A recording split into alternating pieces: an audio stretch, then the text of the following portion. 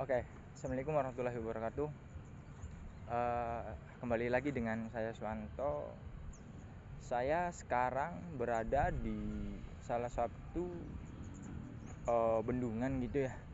Bendungan namanya Bendungan Salam Dharma gitu. Bendungan ini merupakan salah satu bendungan yang merupakan akses jalan gitu ya. Selain menjadi saluran irigasi yang diciptakan oleh pemerintah Hindia Belanda yang dibangun pada tahun 1923 gitu. Di sini juga menjadi akses jalan gitu antara Kabupaten Subang dan Indramayu yang besarnya sekitar 11 hektar lebih di area Subangnya, terus di area Indramayunya itu sekitar 24 hektar gitu. Bendungan ini juga menjadi salah satu bagian penting gitu dari dari program pemerintah pada zaman Hindia Belanda, karena memang kan program Hindia Belanda ya VOC itu kan ada sistem tuh namanya sistem tanam paksa gitu ya. Jadinya semua warga yang khususnya di daerah Priangan ini kan termasuk juga daerah Priangan gitu, itu sistem tanam paksa itu sudah masuk pada kalau nggak salah itu abad 18-an gitu, 18 19 itu sudah masuk itu. Makanya pemerintah yang diberi tugas di daerah sekitar Jawa Barat, khususnya di Subang dan Indramayu itu membangun namanya Bendungan Salam Dharma gitu. Nah ini salah satu kondisi bendungannya gitu ya.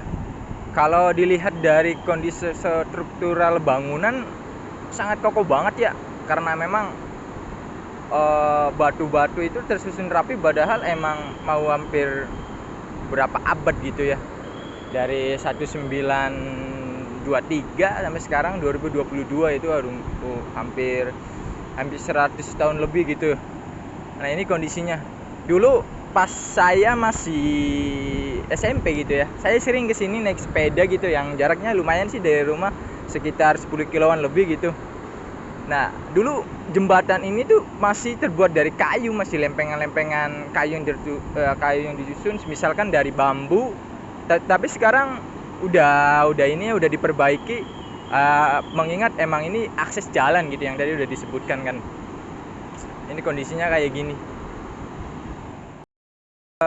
Selain itu juga di Bendungan Salam Dharma ini terdapat PT ya, mungkin kayak kilang gitu ya, penampungan air yang nanti air yang ditampung di bendungan ini nih bakal dialokasiin lagi ya, mungkin bisa menjadi air minum atau apa gitu, yang nanti dikirim ke Balongan yang ada di Indramayu kota gitu.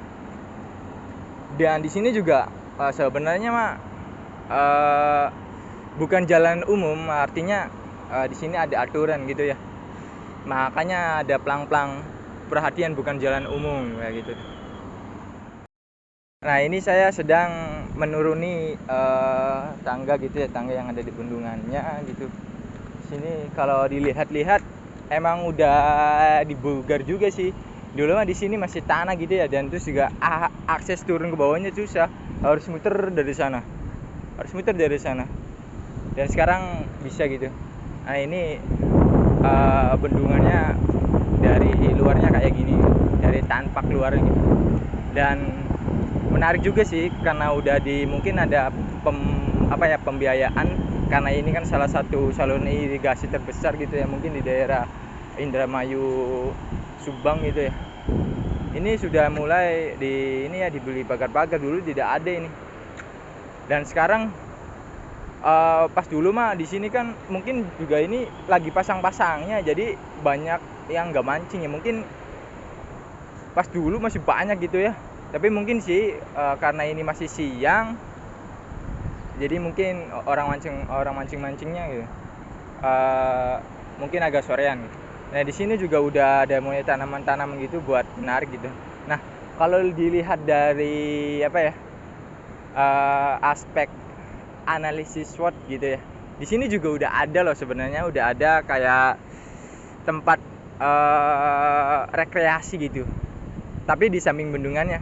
Tapi kalau mengingat analisis SWOT tentang Bendungan Salam Dharma ini yang menjadi salah satu objek wisata yang berbaur yang ada nilai sejarahnya. Kalau dilihat dari kekuatannya sih, ya ini bisa menjadi salah satu potensi yang dimana kekuatan untuk menarik wisatawan untuk datang ke sini juga menarik sih, karena emang kita melihat air itu seru gitu ya, apalagi kan karena zaman sekarang kita melihat air ingin berenang ataupun apa, tapi ini tidak untuk berenang ya, nggak boleh karena memang kedalamannya mungkin hampir berapa meter, 10 meter ke bawah gitu, dan terus juga alurnya lumayan.